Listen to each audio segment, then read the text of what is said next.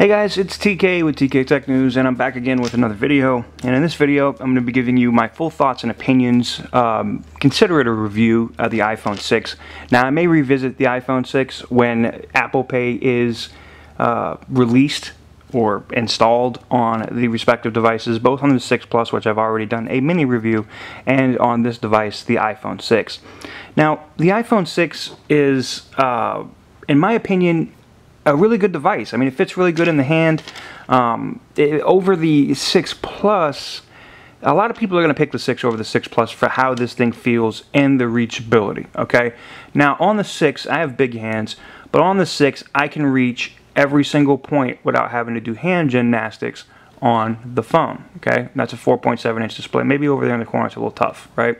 Now, I rest the phone here on my pinky, but Apple instituted one of these cool features called reachability. I say it's cool because for people who are, I'm gonna say it, for people who bitch about big ass displays and have a problem, want to cry about a big phone, this is for those people who want to bitch and are crybabies. They'll be able to actually use a bigger phone and not have to cry about having a big ass display. Wah.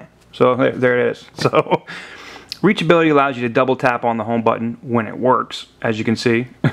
And you can actually pull down from here and get all of your notifications, your stocks, your calendar, and the like. And it's pretty good. It allows you to also reach these icons up here fairly easy without having to stretch very far. And it's overall probably the only difference maker or feature for a bigger display on an iPhone. This realistically has the same PPI as the iPhone 5S.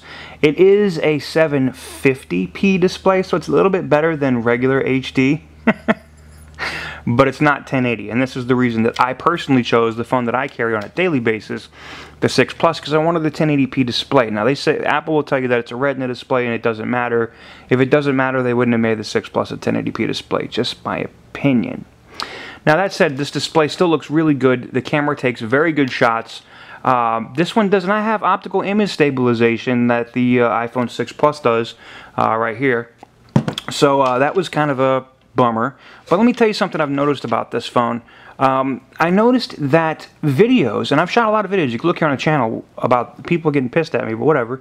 I've shot a lot of videos with the iPhone 6 and the iPhone 6 Plus, reviewing both of the devices and giving you my thoughts and opinions on them.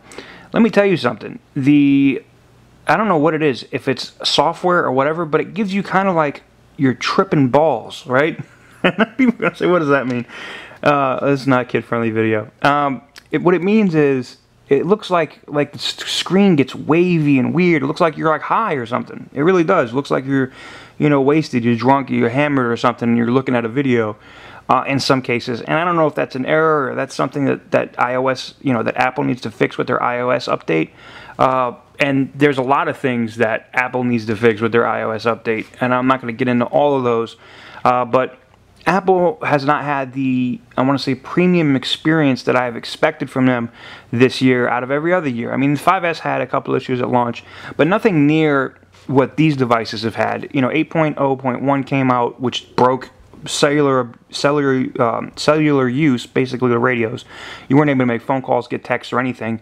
And on this version, which is Sprint, there is no Wi-Fi calling, so that meant the phone was actually useless. I had to physically go with the wife and take this into Apple, and they had to exchange it, and this was before they gave the downgrade option. So not impressed there. Not a good look, Apple. They did immediately fix it. They allowed people to downgrade to iOS 8, and then they came out with 8.0.2 the next day, and a lot of issues have been fixed. Some of those issues with camera, I've noticed you could be shooting a video, and in the middle of shooting, like a minute and a half into the video, the display would go, and it'd have a bunch of lines and look all retarded. They did fix that in the iOS 8.0.2 update. I haven't seen that issue moving forward. Call quality on this device, now, here's the thing. I've had the opportunity to use both, the 6 and the 6 Plus. Call quality on the 6, and I don't know what that is. Here's the thing. It could just be that my 6 Plus maybe has a defect or an issue, and I am going to get it exchanged just to clarify it. But the 6 seems to, when I talk to people on both the 6 and the 6 Plus, people say that I sound better on the 6 than the 6 Plus. The 6 Plus kind of sounded like it had an echo. Now, it could be an issue with the device. I will report back to you guys and let you know. And people on the speakerphone on both phones sound amazing. This little speaker here at the bottom, Apple's done a great job with producing sound out of this little ass speaker. It sounds great. It's probably second in line for me next to the HTC One M8 for sound. Is it the best? Hell no. Does it even approach HTC's boom sound ability? Hell no. But boom sound aside, this is one of the better sounding speakerphones. It's got a deep, rich tone. It's not tingy like the S5 or other phones that I've seen.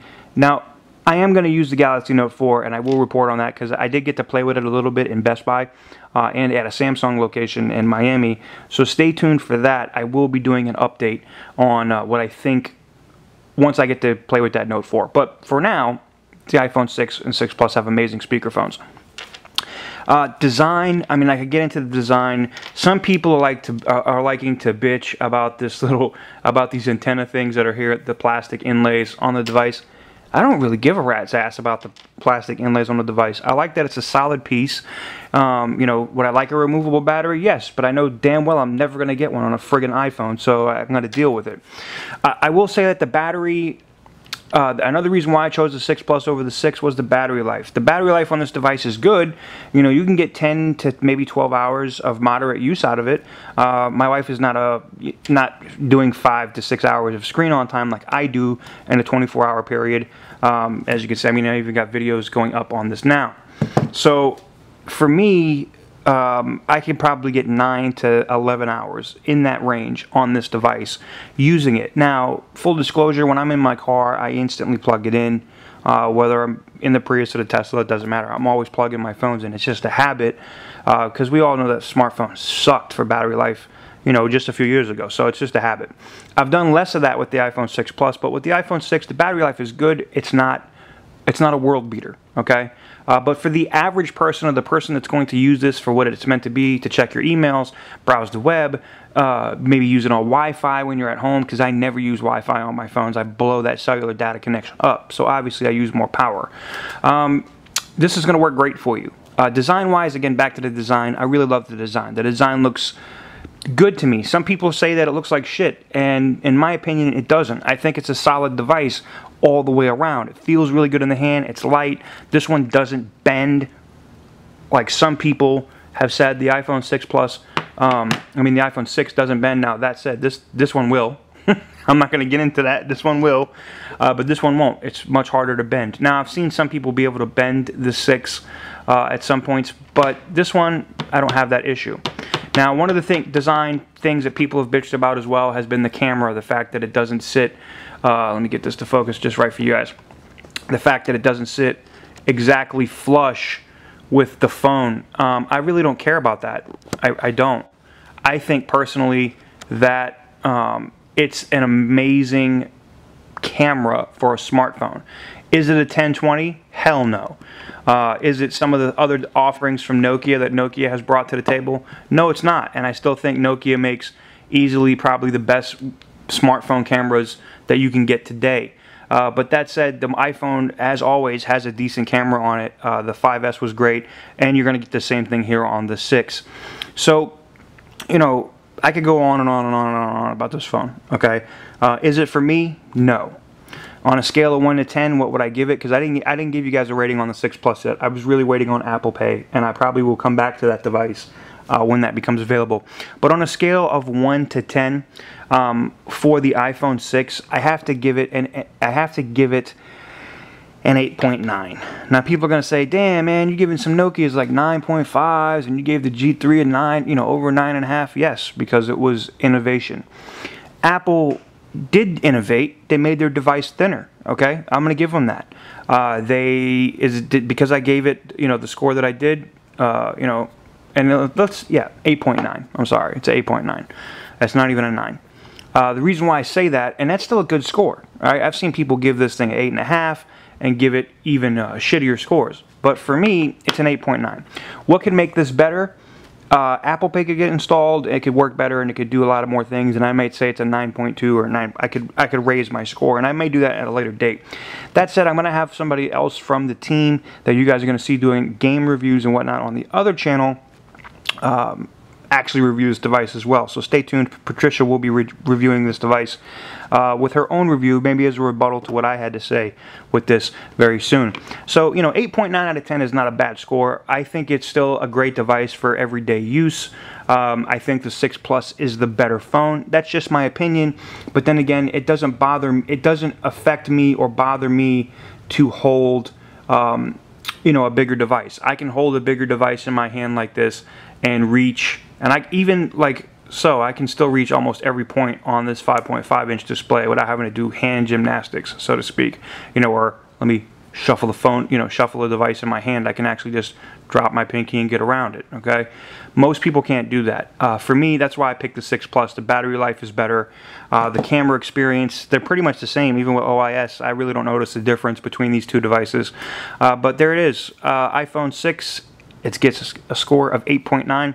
Let me know what you guys think. I know I'm going to have iPhone fans that are going to say I'm a hater, and I'm not a hater. If I was a hater, I wouldn't have paid full retail for both of these friggin' phones, and I wouldn't have given as much coverage that I have on both of these phones. I've been fair and I've been impartial on both of these devices. And that said, I am using the 6 Plus as one of my daily drivers on a daily basis because I like the phone. But let me know what you guys think. If you have the iPhone 6, what do you think is the best feature about it for you, and why did you pick it instead of picking the 6 Plus? Let me know what you guys think right down here in the comments section down below. Stay tuned, guys. We will be giving away an iPhone 6 this coming week. That means probably over this coming weekend, I will have videos up on how you can enter and win not just a 6, but you could also win a 6 Plus. So, and this will be an international giveaway. They are T-Mobile unlocked devices, so stay tuned for that. And I believe we'll even have color choices between space gray and silver. I don't think we're going to have golds, but we're going to have those. So stay tuned for that. Until next time, guys, this